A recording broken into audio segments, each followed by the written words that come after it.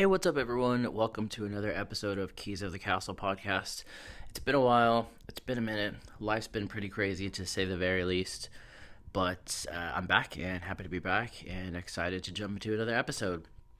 So, I wanted to kind of do sort of like a free flow style type episode talking about Disneyland Paris and our time there and just my thoughts about that. I feel like the last couple of episodes on that, part one and part two, were kind of more just logistical and kind of first initial thoughts and that sort of a thing, and kind of just, I don't know, just talking about the rides that we did and stuff like that. But I just wanted to give kind of an overview of just, I don't know, all of my thoughts, just to free flow. I'm just punch and record here and just going for it, and you know was just planning on this third episode of Disneyland Paris to just be kind of just an open discussion about Disneyland Paris. So first things first, overall everything was pretty amazing. It was really, for me, insane and mind-blowing to get to go to another Disney park, other than the one I grew up with in California. So up until now, for 30 whatever years, I've been going to the same Disneyland over and over again in California. So it was really cool to get to go to another Disneyland. It was really mind-blowing. Yeah, upon first arrival, kind of one of the cool things is it did feel, in terms of like the size, it felt pretty like at home or reminiscent of the home park for me in California. Just because of, I don't know, the size. I think the downtown slash village area is smaller here, but either way, it felt kind of like just similar size and scale in terms of that.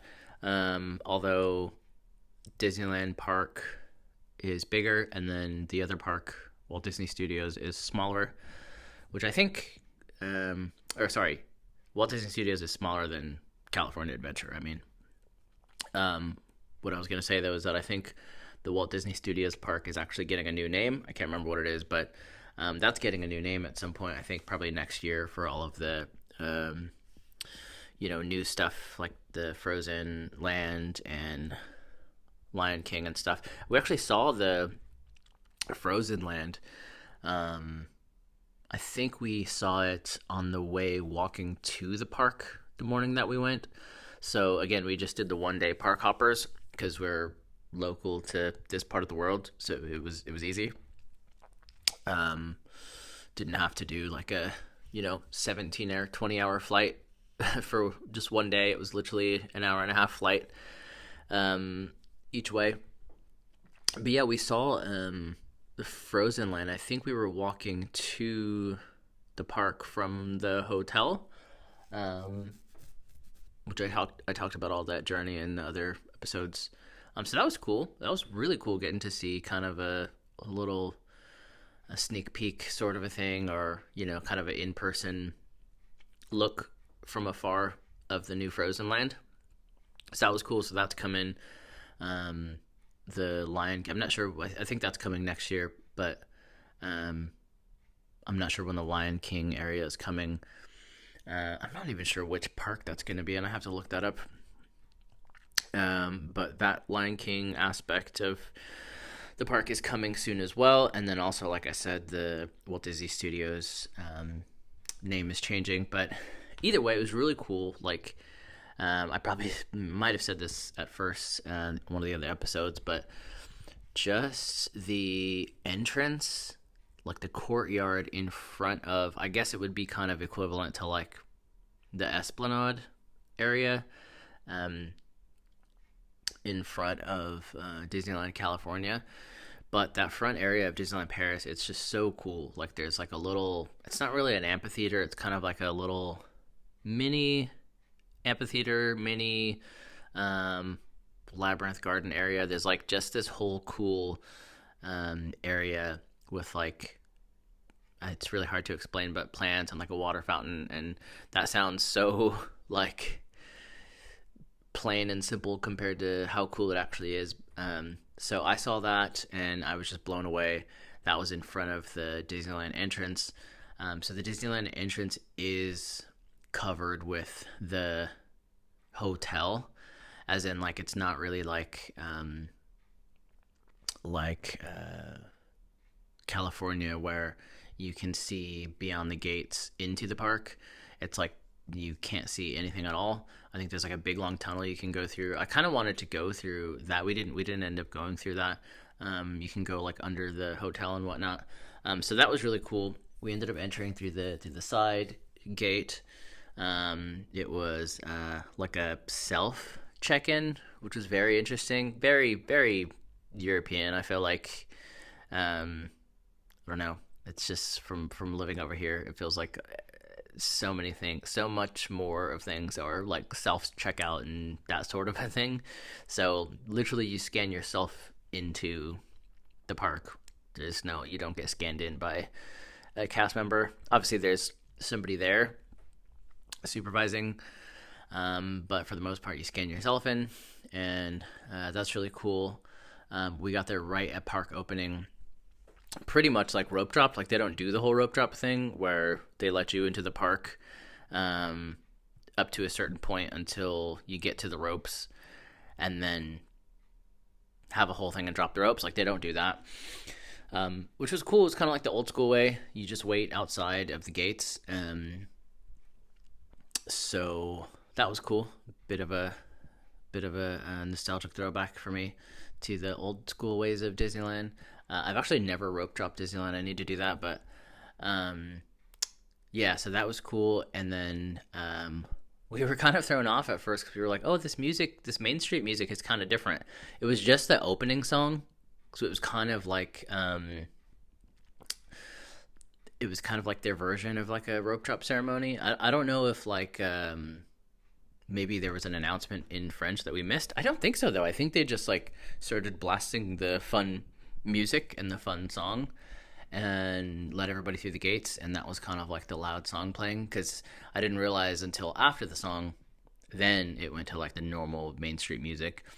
I think that song was also featured a couple other times throughout the day, especially in like the kind of like finale parade later that night. So that was really cool. Oddly, that song was stuck in my head for like a day or two, like just totally stuck in my head like crazy. Thankfully I don't remember it now, and I kind of don't want to remember it because I don't want it to get stuck in my head again. But it was a super cool song. It was a fun song.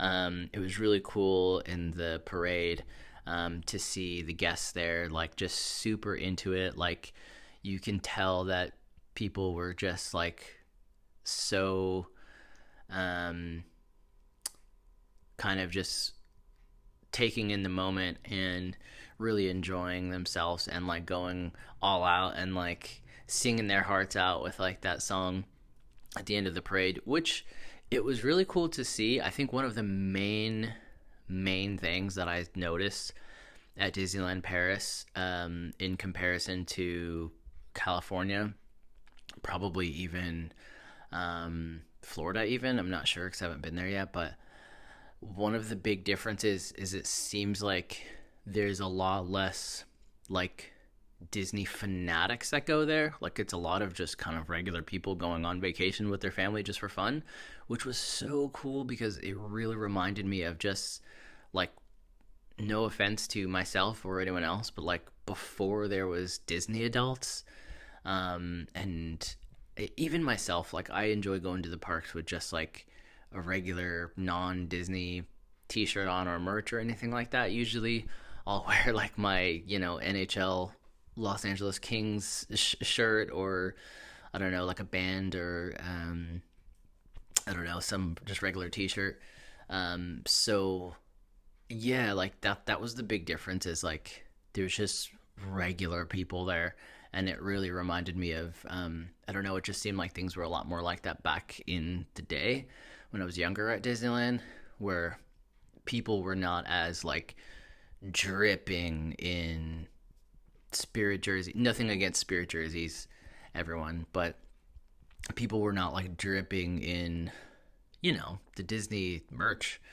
So that was really really cool to see, and the same thing with like even the people like singing their hearts out at the end of the night at the parade, or towards like into the evening. It wasn't people who were like, they didn't seem like they were like Disney obsessed people, like such as myself, where that's like their whole life is going there, and they go all the time, and they're annual pass holders, and they sing their hearts out every night. Like, it's just not what it seemed like. It just seemed like they were really making the most of their special and magical day at Disneyland Paris with them and their family. So it was just really cool to see. It was just definitely like, besides the fact that there were mostly French people there, like I would say, just even within the nature of that culture and the culture here in Europe, I would say like, yeah, it was just a really big demographic shift in terms of like, that cultural demographic of who is a Disney super fan and who is not. It just seemed like there weren't a ton of Disney super fans there, which I thought was freaking awesome. Like, for me, I was wearing, like, that day, I was wearing my Disneyland t-shirt, and I was wearing Mickey Mouse socks, and I could see people looking at me like, whoa, that guy. Like, especially when they noticed my socks, I could see people notice my socks and then look up at me like, holy smokes, like, this guy is like a crazy fan. So that was kind of cool and funny. But yeah, so it was a really cool experience. I think I've heard this before on other content, but like, it makes absolutely zero sense. But for some reason, I guess it's just so hard to picture if you haven't gone as an American. But like, it makes absolutely no sense, the fact that like, it's slightly shocking with how many French people are there. I think because the expectation is like, people who go to Disneyland are, Disney like fanatics or really big fans, or they're Disney lovers at least, even just in a simple way. Whereas that's not what it kind of seemed like to me personally. It was just more so like, this is Disneyland in, the home country of the French, and so they go to their Disney park and they enjoy it. So I don't know why there was like this subconscious, unconscious expectation of like, there was mainly going to be Disney super fans from all over the world congregating at Disneyland Paris, and then like French people mixed in.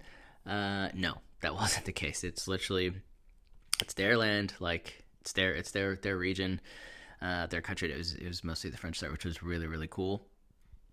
And it's so funny, like the couple of people that I felt like I could obviously recognize, based on like accents and stuff like that, were from the UK. Those were the ones who were like kind of more so dripping in the Disney merch and stuff like that. So anyway, it was really, really, really cool to see. It was really awesome. It just really felt like, kind of like the good old days again, where, it wasn't, and again, nothing against like pass holders or anything like that. Would have been me in California for a lot of years. But, yeah, it was just really nice to see, just like, I don't know, sounds weird, but like just the normal people of France enjoying their Disneyland park. It was just so cool. So, another thing is that the park was huge. So I think I said this, but like, how on earth, like okay, in California, you walk into Fantasyland and like, you take like 10 steps and you're like halfway through Fantasyland. It feels like. Um, how on earth I got lost in Fantasyland like 3 times in Disneyland Paris? Pretty crazy. Like the park is huge and it's amazing. So I would say honestly the most amazing views in Disneyland Paris park that I remember is the front entrance. So that whole garden and fountain area that I talked about out in front, which by the way I was so mad about. I was like, why? Why don't we have something like this in Disneyland California? It doesn't make sense, but it's all good. I will love Disneyland forever in California, especially after going to Disneyland Paris. I now understand like the differences and what I probably took for granted before at Disneyland in California and stuff like that. So it's just cool to have something to compare to see the different. I guess I don't even want to say pros and cons, but just the different like benefits of each park. Without even any cons, just the different benefits. So anyway, as far as like visuals and the prettiest parts of Disneyland Park in what's it called, Paris. So I would have to say it's the front of the entrance of Disneyland was really cool. The Disneyland Hotel just looked freaking awesome.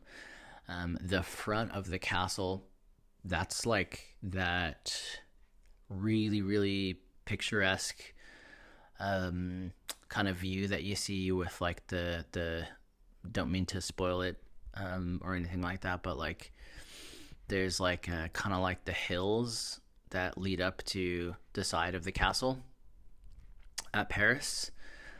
So that is really, really cool. So the actual like castle itself and just everything like immediately surrounding the castle was really amazing.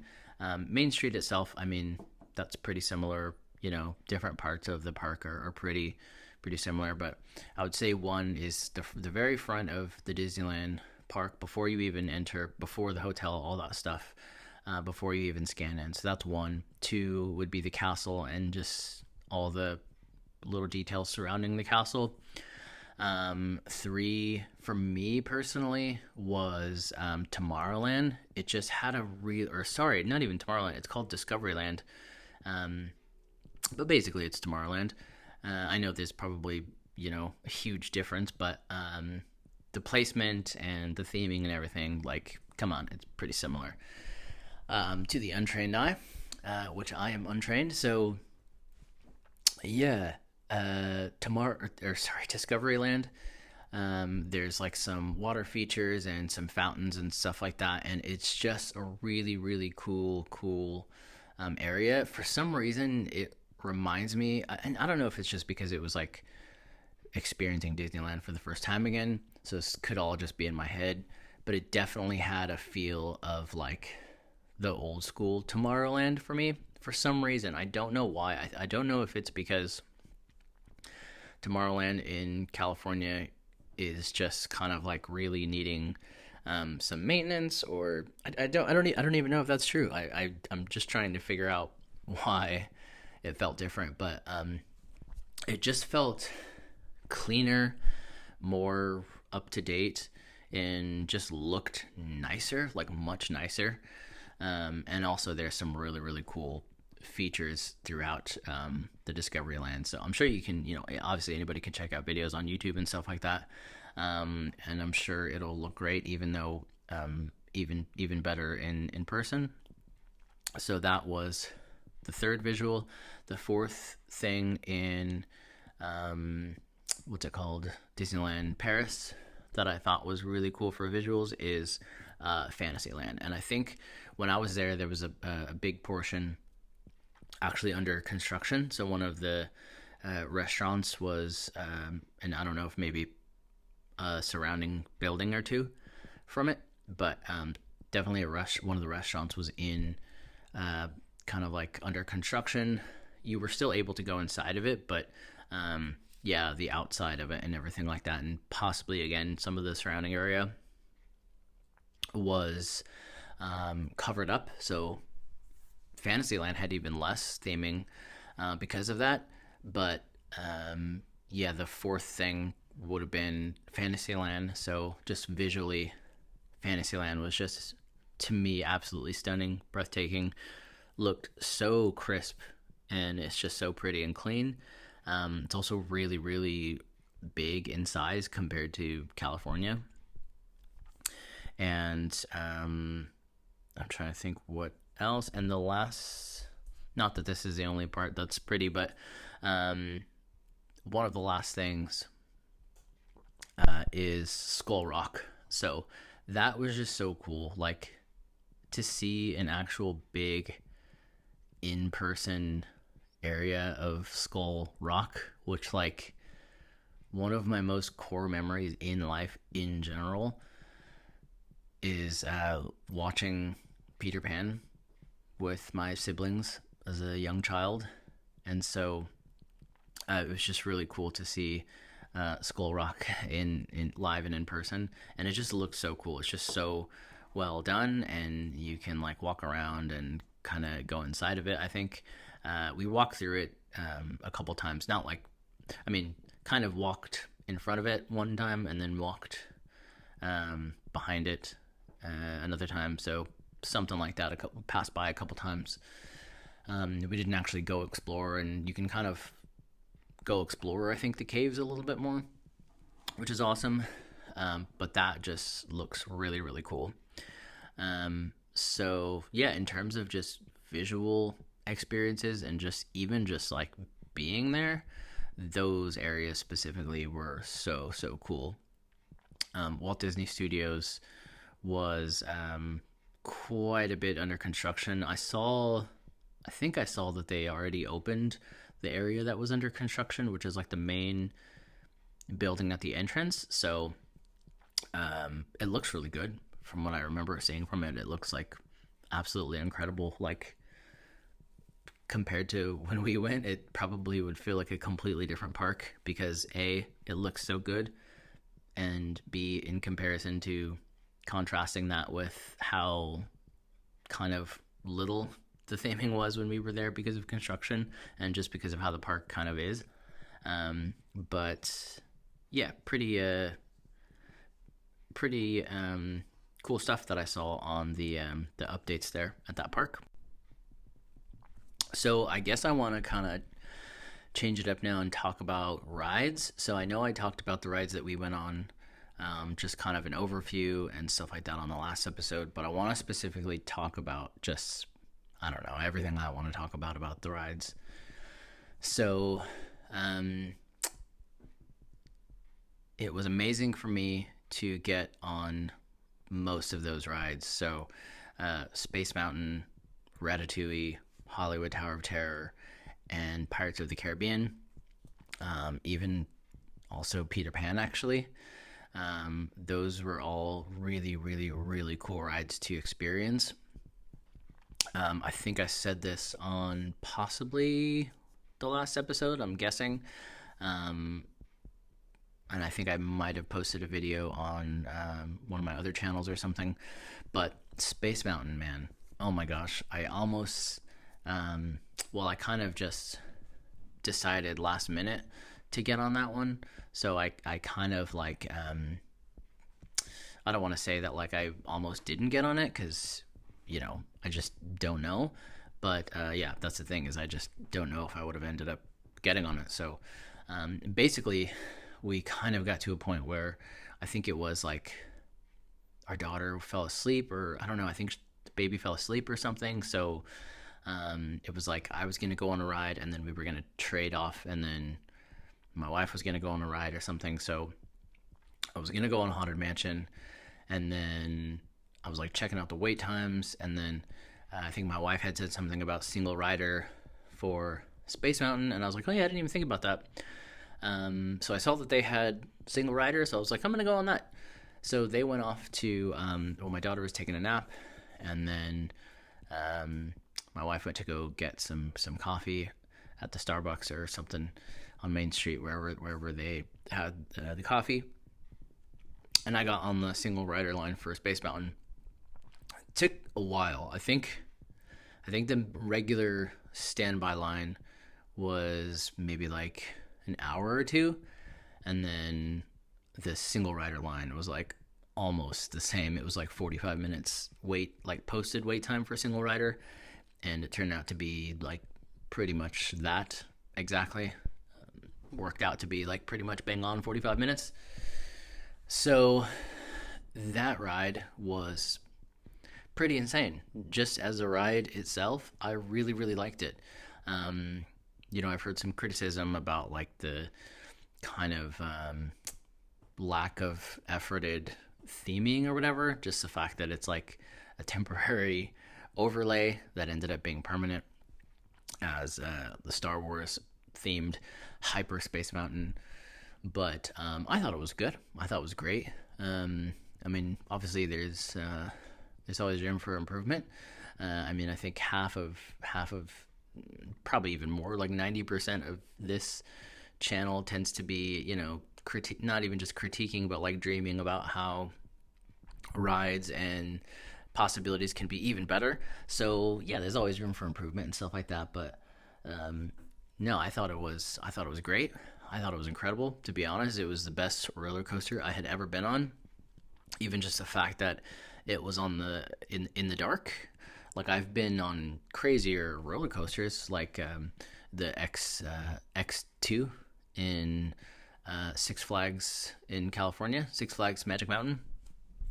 That roller coaster is obviously much crazier, but yeah, it just this one was different. So it did have the theming element to it because it's Disney and it's Space Mountain, and the theming is Hyperspace Mountain. So that did add to it. But even if you just removed all of that stuff and it was just the roller coaster in the dark with maybe even just like some sound, even that would be like absolutely incredible. But add in like the bits of visual effects and stuff, and it was really cool.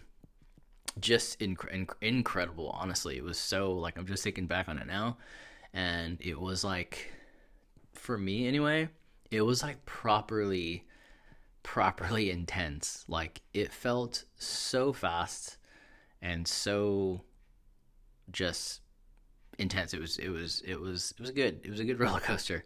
And I think a long time ago I had seen a ride through of it, but I hadn't seen any ones recently in the past, year or two that I could remember. I had only heard things, and I think I had heard somebody say that there's like 3 inversions in it. So for some reason I took that to mean like there were 3 upside down loops, like the same kind of loops that would be on California Screaming, aka Incredicoaster in California Adventure. Like, I took it to be like those proper loops. I thought there was 3 of those. So like I was legitimately expecting 3 of those, and I was just expecting the ride to keep going longer and longer, because it's like I'm like 75% of the way done on the ride or whatever, or however much, and I'm like, okay, so there's still 2 more loops to go. Like, this is crazy. But I think what whoever said that was trying to say, or what they meant to say, which it doesn't take away from the intensity, like the ride is freaking insane, was that there's, I think, a couple of turns and a couple of barrel rolls or something like that sort of a thing. There's definitely at least one barrel roll where you kind of do like a little twisty on the track and you go upside down, and then you have the one loop, and then I think there's just like a really inverted turn to where you pretty much go upside down. Either way, super sick. I mean, man, do I wish I had an annual pass to Disneyland Paris so that way I can keep going on that ride a bunch of times. Man, after this episode, I'm just dying to go back. Like, dude, it's just crazy. So anyway, that was cool. Pirates, I don't remember if I mentioned this on the last episode. I could do a whole episode on it, but I want to say that like there's certain things about Disneyland Paris that are kind of just more of things are like the more intensified versions of the U.S. parks, or even just Disneyland California, maybe I should say. Because, like, even just that example of Space Mountain, perfect example.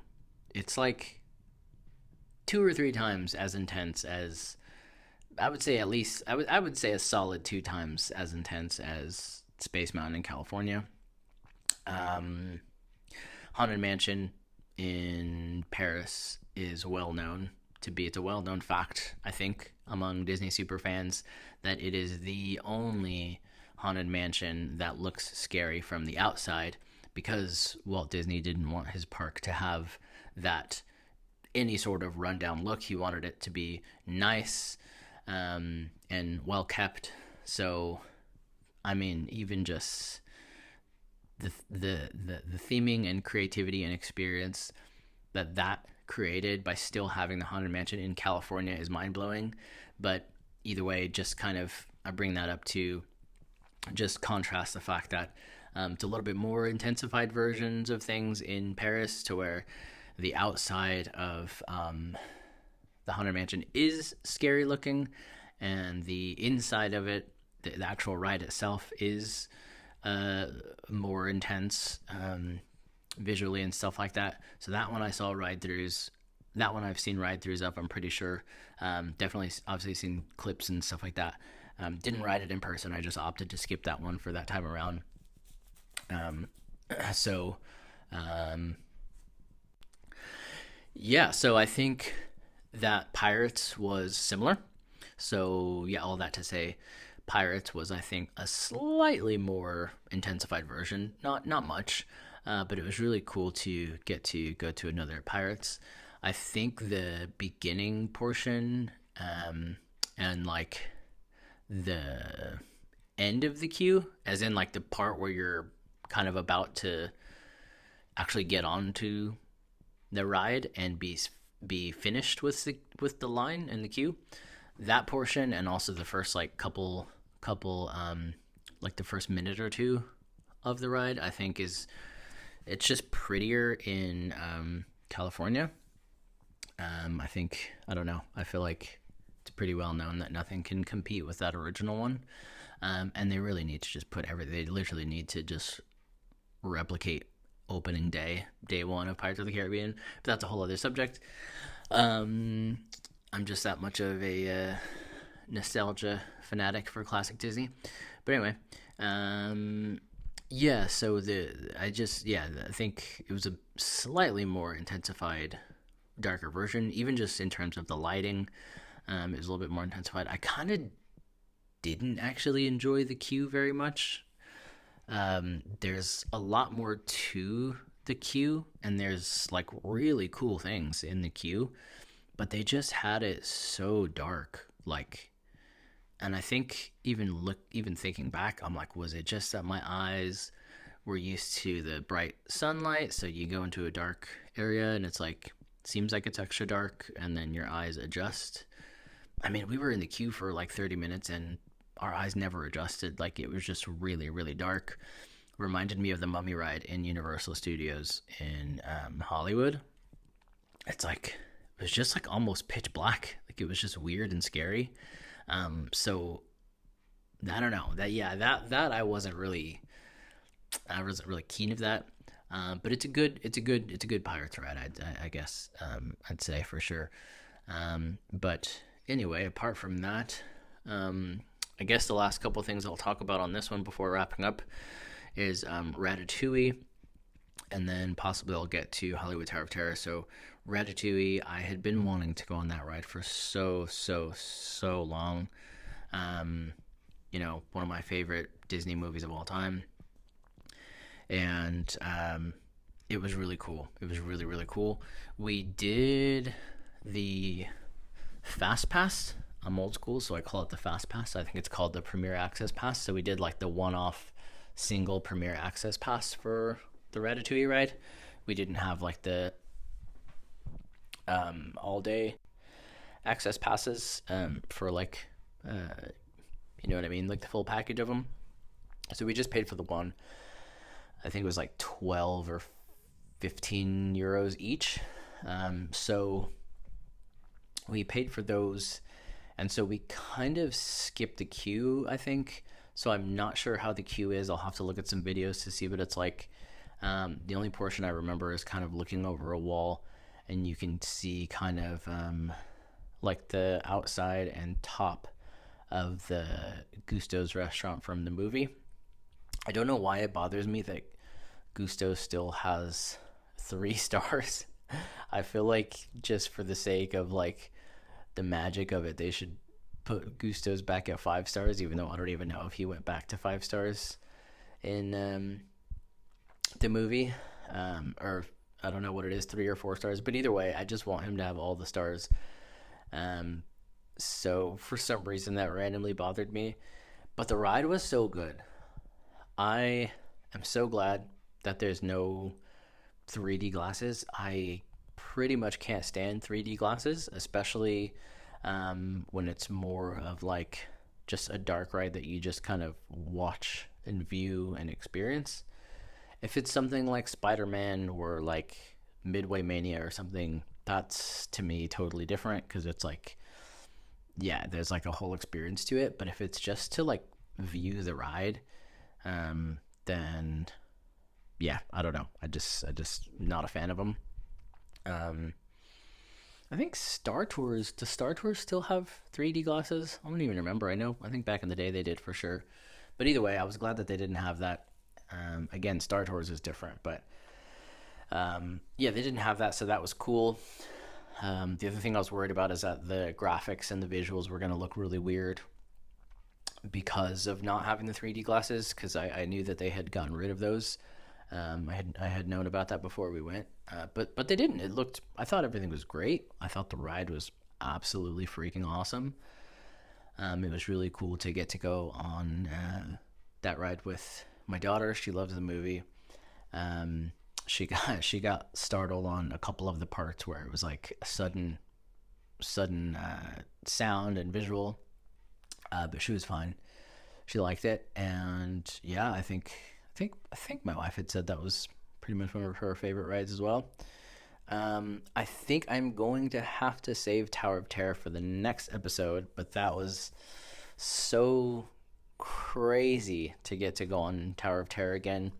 By that time of the day, though, things had gone quite a bit south for me physically, because yeah, maybe I'll get into it on the next episode and I'll save it. But yeah, overall it was great, and yeah, just super fun, super good stuff. But I'm gonna leave this subject here for now, and I'll make a part 3B. This will be part 3A of Disneyland Paris, and I'll make another one for part 3B, and we can jump back into it and kind of close off this Disneyland Paris series of just the Disneyland Paris overview. But anyway, thanks so much everyone for watching or listening. If you have, don't forget to please subscribe and follow and like and all this stuff. You can check out my other channels too. My vlog channel is Cave and Cognition Daily on YouTube. I'll be doing a coffee channel soon, which is Cave and Cognition Coffee on YouTube. And then I've got a couple of music covers up on YouTube at the Cave and Cognition Music on YouTube. You can follow this podcast on a lot of places: YouTube, Spotify, Apple Music. Those are the main ones. But for now, thanks again. And as always, finally, brothers and sisters, whatever is true, whatever is noble, whatever is right, whatever is pure, whatever is lovely, whatever is admirable, if anything is excellent or praiseworthy, think about these things. All right, guys, thanks so much. Take care.